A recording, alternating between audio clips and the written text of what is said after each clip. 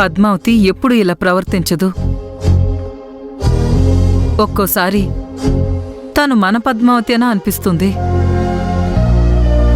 విష్ణుని ఎవరైనా ఒక్క మాట అంటే ఇంతెత్తున లేచేది.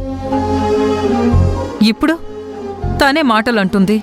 అవును మీనాక్షి, పద్మావతి కావాలనే అలా ప్రవర్తిస్తోంది. అదేంటో తెలుసుకోవడానికే ట్రై చేస్తున్నాను. తన ప్రేమ చాలా గొప్పది. అది దాచి విష్ణుని బాధ పెడుతోంది అంటే పద్మావతిని ఎవరో చాలా గట్టిగా ఇన్ఫ్లుయెన్స్ చేశారు. ఇలాంటి పనులు మా అక్కే చేస్తుంది కదొదినా. నాకు అదే డౌట్ వచ్చింది. అందుకే రాత్రి పద్మావతిని నిలదీశాను. ఏమైనా చెప్పిందా? మాటలతో చెప్పలేదు గాని కళ్లతో చెప్పింది.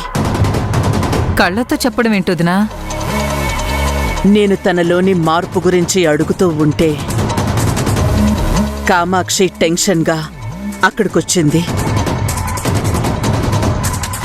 అప్పుడు పద్మావతి చూపులో మార్పుని నేను చూశాను. తన మనసులో ఉన్న నిజాన్ని మాటల్లో అబద్ధంగా చెప్పాలని పద్మావతి అనుకుంది. కానీ తన కళ్ళు కామాక్షిని చూస్తూ ఈ సమస్యకి కారణం కామాక్షి అని చెప్పాయి. మరి నిజాన్ని ఎలా తెలుసుకుంటావు వదినా? పద్మావతి అంత తేలిగ్గా బయటపడదు. అందుకే నిజాన్ని తెలుసుకోవడానికే నేను ఒక ప్లాన్ వేశాను. ఏంటొదినాది? ప్రేమని ప్రేమతోనే గెలవాలి, పంతంతో గెలవలేము. విష్ణు మీద పద్మావతి ప్రేమ బయటపడాలి అంటే తన మీద ప్రేమనే ఆయుధంగా వాడాలి.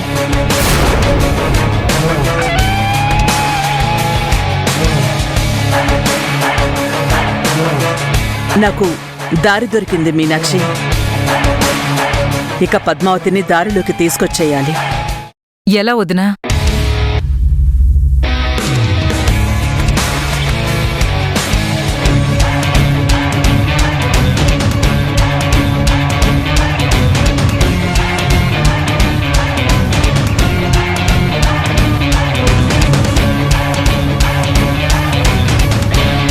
ఓకే వదినా, ఇలా చేస్తే ఖచ్చితంగా నిజం తెలుస్తుంది. అవును, తెలిసి తీరుతుంది.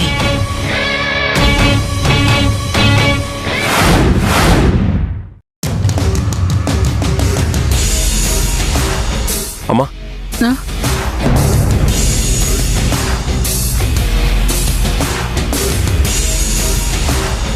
ఇప్పుడు నిన్న రాత్రి నేను తెలుసుకున్న విషయం గురించి అడగాలా వద్దా? అడిగితే ఏమనుకుంటుందో.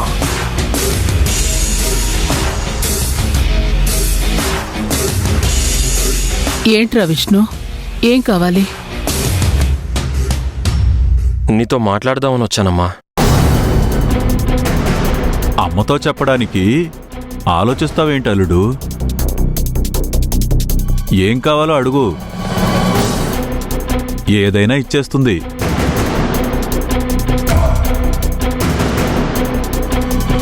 నాకు కావాల్సింది అమ్మ చెప్పే జవాబు మాత్రమే మావయ్య.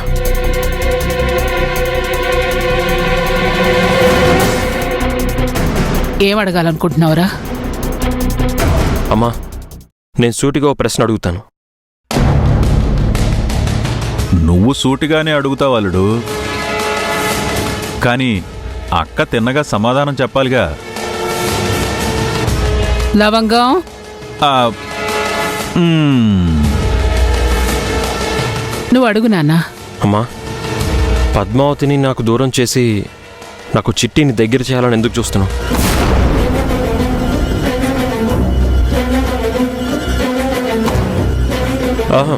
ఎందుకంటే ఆ రోజు నువ్వు పంపిన పాలు తాగిన తర్వాత చిట్టి నేను మత్తులోకి జారిపోయాం.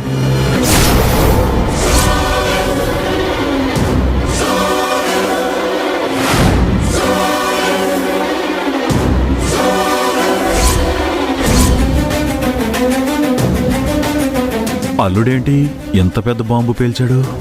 కొంపదీసి నేను తాగినప్పుడు మందు మింగేసి నిజాన్ని కక్కేశానా? అమ్మో.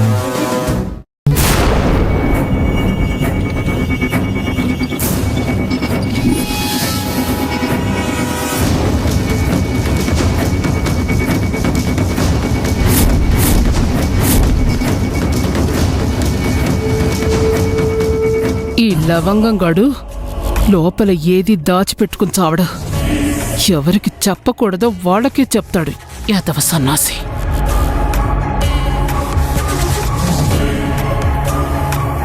అమ్మా, ఆ పాలలో నువ్వేమన్నా కలిపావా?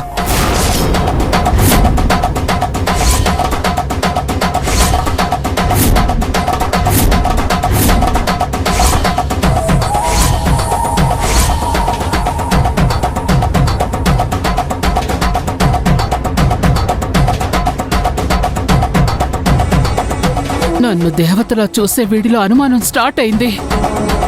ఆపాలి, వీడిని ఎలాగైనా ఆపాలి.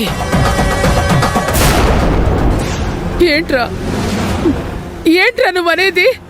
చెప్పు. నన్ను నన్ను అనుమానిస్తావా? అనుమానిస్తున్నావా? కన్ను తల్లిని నన్ను నన్ను అనుమానిస్తావా? నన్ను అనుమానిస్తున్నావా? నన్ను అనుమానిస్తావా? నన్ను అనుమానిస్తావా?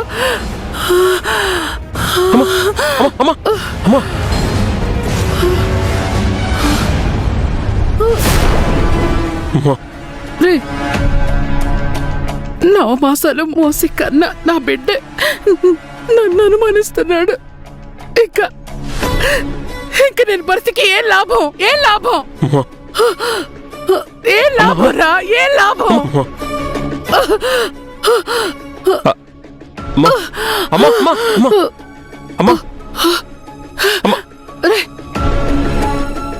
రే, నా ప్రాణం పోతున్నట్టుందిరా. విష్ణు, పద్మావతిని అపార్థం చేసుకుని ఇంట్లో ఎవరికి మనశ్శాంతి లేకుండా చేస్తోంది.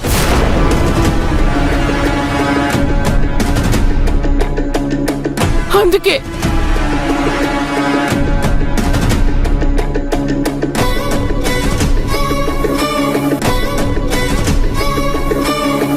పద్మావతి విడాకులిచ్చాక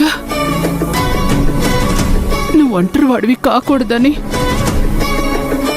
నీకు పవిత్రకి పెళ్లి చేద్దాం అనుకున్నాను.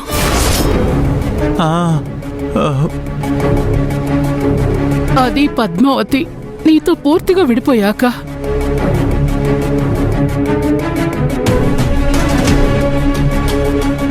నా బిడ్డ జీవితం బాగుండాలని, ఆనందంగా ఉండాలని కోరుకున్నానే గాని కానీ పాలలో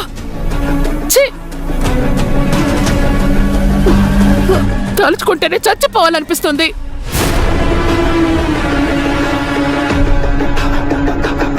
అక్క, నువ్వు ఎక్కువగా ఆలోచించుకో. అందరికీ బీపీ తెప్పించే నువ్వే బీపీతో పోతే బాగుండదు. లేదు, నా బిడ్డే నన్ను అనుమానించాక నేనున్నా లేకున్నా ఒక్కటే.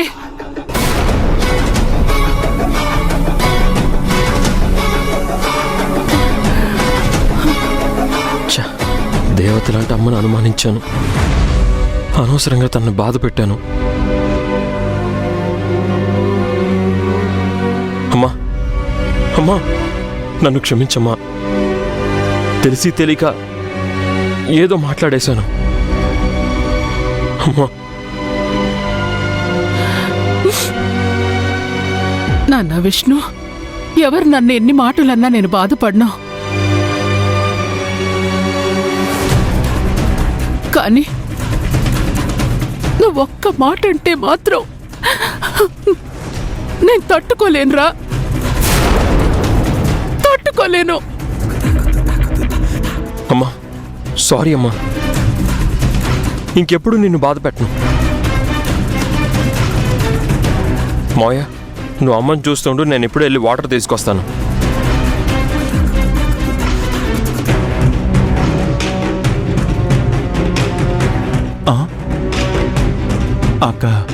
నీకేదో అయిపోయిందనుకున్నాను, కానీ ఏం అవలేదా? నాకేం కాలేదురా. కానీ విష్ణుకి ఇన్ని విషయాలు ఎలా తెలిసాయి? వాడికి నువ్వే డౌట్ క్లియర్ చేసావా?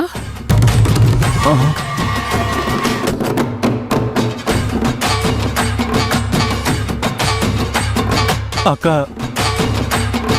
నేను నీలాగా కళ్ళు తిరిగి పడిపోయినట్టు యాక్ట్ చేయలేను.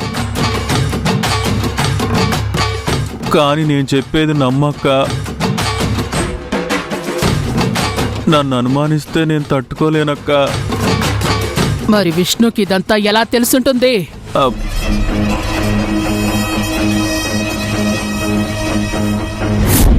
పద్మావతి, పద్మావతి, చిన్నతయ్య ఏమైంది? ఎందుకంత కంగారు పడుతున్నారు? పద్మావతి, మీ అమ్మ నీ జీవితాన్ని మార్చలేనన్న బాధతో ఇంట్లో నుంచి వెళ్ళిపోతుంది. మీ అమ్మ నీ మాట తప్ప ఎవరి మాట వినదని నీకు తెలుసు కదా. ఇంక నువ్వే ఏదో ఒకటి చెయ్యాలి. పదమ్మా,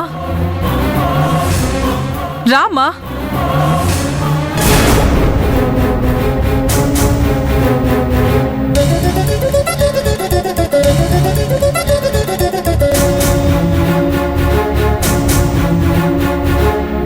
నాకెవ్వరూ లేరు.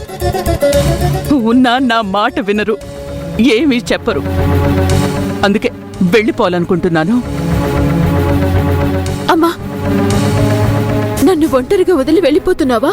కాదు, నువ్వు ఆల్రెడీ ఒంటరిగా ఉండడానికి డిసైడ్ అయిపోయావు. నీకు భర్తే అక్కర్లేనప్పుడు తల్లెందుకు?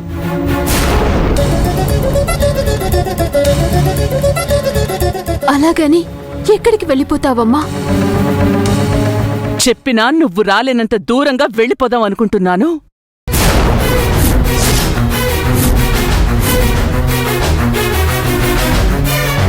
అమ్మా, అదేంటమ్మా అలా మాట్లాడుతున్నావు? నీ ప్రవర్తనే తప్పు లేకపోతే నా మాట మాత్రం తప్పే ఉందిలే. అమ్మా, ప్లీజ్ అమ్మా, వెళ్ళాలమ్మా. వెళ్ళకమ్మా. నువ్వు నీ లైఫ్ ని ముక్కలు చేసుకుంటూ ఉంటే నా గుండె ముక్కలైపోతోంది. నేనది తట్టుకోలేను. కనీసం దూరంగా ఉంటేనన్నా నీ కన్నీళ్లు నా కంటికి కనిపించవు. నీ బాధ నా మనసుకి తెలియకుండా ఉంటుంది.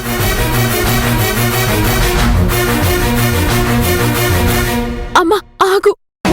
ఒక్కసారి నేను చెప్పే మాట విను. నా మాట నువ్వు వినడప్పుడు నేనెందుకు నీ మాట వినాలి? ప్రపంచంలో ఎవరి దగ్గరైనా ఏదైనా దాయొచ్చు, కానీ తల్లి దగ్గర ఎవరు ఏమి దాయరు. కానీ నువ్వు తల్లి దగ్గర కూడా నిజం చెప్పడం లేదు. నేను నీ దగ్గర ఏ నిజం దాయలేదమ్మా. నువ్వు నీ కళ్ళతోనే సీనయ్య పవిత్రల అనుబంధం చూసావుగా. సీనయ్య పవిత్ర వల్ల పడిపోయాడమ్మా. నేను నమ్మను పద్మావతి. నువ్వు మంట ఒక చోట పెట్టి పొగని ఇంకో చోట చూపిస్తున్నావు. నీ బాధకు పవిత్రకు ఏ సంబంధం లేదు. నేను కూడా మొదట ఆ పవిత్రనే అపార్థం చేసుకున్నాను. కానీ జరుగుతున్న దాంట్లో తన తప్పేదీ లేదనిపిస్తోంది.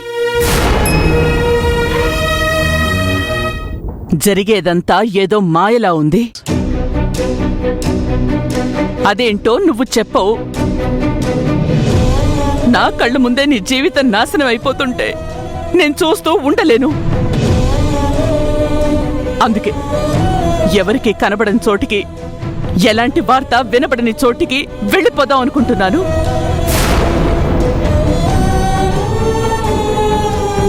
పద్మావతి, మీ అమ్మ బాధ నీకు అర్థమవుతుందా? తను జీవితం అంతా కష్టాలే పడింది. చిన్న వయసులోనే భర్తను పోగొట్టుకుంది. కన్న బిడ్డవైన నిన్ను పోగొట్టుకుని కొన్ని సంవత్సరాలు చీకటి గదిలోనే గడిపింది.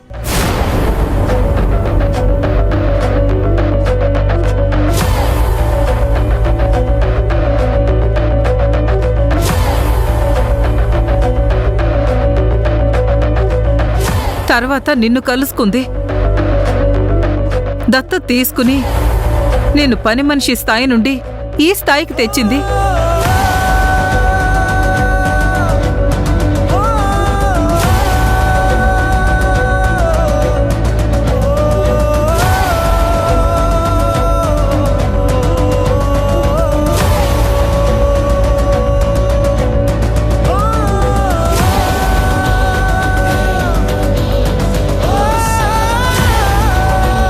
తన ఆజన్మ శత్రువు కొడుకని తెలిసి కూడా నువ్వు కోరుకున్నావని విష్ణుతో నీ పెళ్లికి అంగీకరించింది.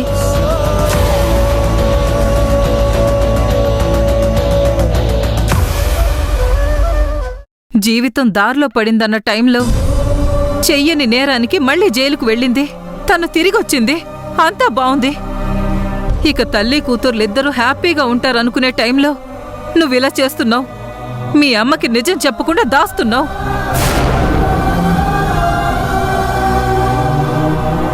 ఇక తల్లి కూతుళ్ల బంధానికి విలువే ఉంటుంది. నేనే నిజం దాయలేదు చిన్నత్తయ్య. మీరనవసరంగా అపోహపడుతున్నారు. అపోహపడేది, అపార్థం చేసుకునేది నువ్వు.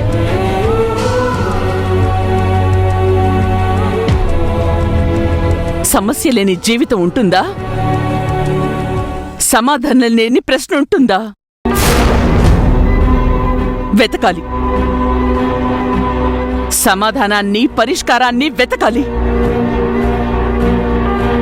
నువ్వా పని చేయకుండా సమస్యలకి దూరంగా పారిపోతున్నావు. అమ్మా, నాకున్న సమస్య ఒక్కటే, అది సీనయ్య. అంతకు మించి ఏమీ లేదమ్మా. నేను నమ్మను. 5 ఏళ్ల నుండి ఏ రోజు కనబడని కోపం ఇప్పుడు సడన్ గా కనిపించాయా?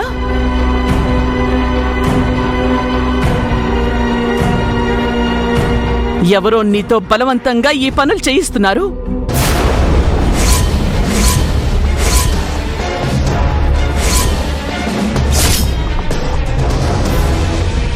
అదేం లేదమ్మా. సీనయ్య నన్ను మోసం చేశాడు. అది నేను భరించలేకపోతున్నాను. అది నిజం కాదు. ఏ ఆడపిల్లైనా తన కష్టాల్ని తల్లి దగ్గర చెప్పుకుంటుంది. కానీ నువ్వు ఆ తల్లి దగ్గరే నిజం దాస్తున్నావు. నా ఆఖరి క్షణాలు అమ్మ ఒడిలో హాయిగా గడపొచ్చని అనుకున్నాను. కానీ దేవుడు ఈ అదృష్టాన్ని కూడా నా నుంచి లాక్కుంటున్నాడు. జరిగిందంతా అమ్మకు చెప్పేస్తాను.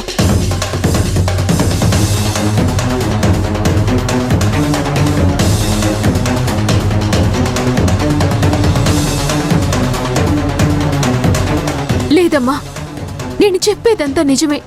సీనయ్య ఆ పవిత్రత ఉన్నాడన్న విషయం తలుచుకుంటేనే నా ఒళ్ళంతా కంపరంగా ఉంది. అందుకే తనని వదులుకుందాం అనుకుంటున్నాను. పద్మావతి, ఎంతసేపు నీ మొండి పట్టుదల నీదేనా? అమ్మ ఎందుకు చెప్తుందో వినవా? తను పెద్దవాళ్ల మాటలు వినడం మానేసి చాలా రోజులైపోయింది మీనాక్షి. తల్లికి గౌరవం ఇవ్వని కూతురున్న చోట నేనుండలేను. వెళ్ళిపోతాను. అమ్మా అమ్మా అమ్మా, ఒక్కసారి నా మాట వినమ్మా. నన్ను వదిలి వెళ్ళకు. నువ్వొచ్చావన్న ఆనందం కొన్ని రోజులు కూడా అవ్వకుండానే వెళ్ళిపోతానంటావేంటి? నువ్వు వెళ్ళిపోతే నేను భరించలేనమ్మా. నీకెంతో ఇష్టమైన సీనయ్యనే వదిలేసి ఉంటాను అంటున్నావు కదా. నన్ను వదిలుండడం పెద్ద కష్టం కాదులే. నన్ను వెళ్ళని. అమ్మా,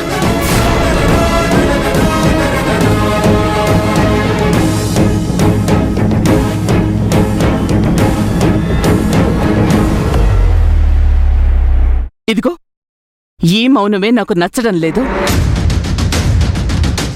నీ మనసులో బాధని పంచుకోవడానికి కూడా నేను పనికిరానా? నేనిలా బతిమాలుతుంటే అమ్మ వినిపించుకోదు.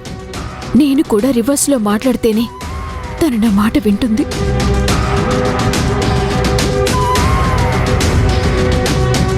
అమ్మా, నేనే నిజమూ దాయలేదు.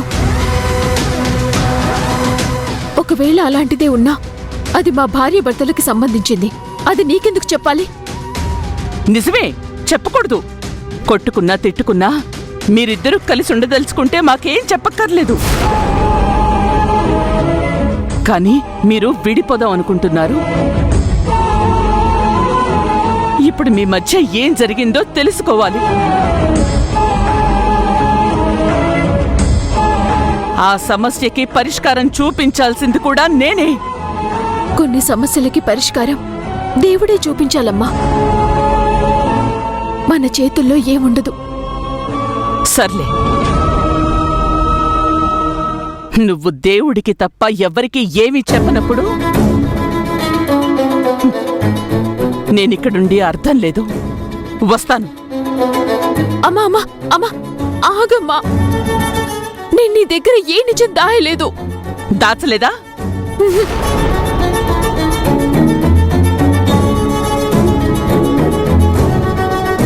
చూడు, మీ నాన్నగారిని బాగా చూడు. ఆయన ఏ లోకంలో ఉన్నా తన కూతురు సుఖంగా ఉంది అనుకుంటూ హ్యాపీగా ఉంటున్నారు.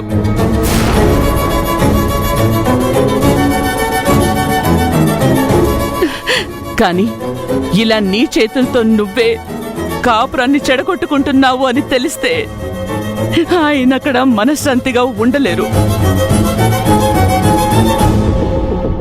ఇప్పటికైనా నిజం చెప్పు.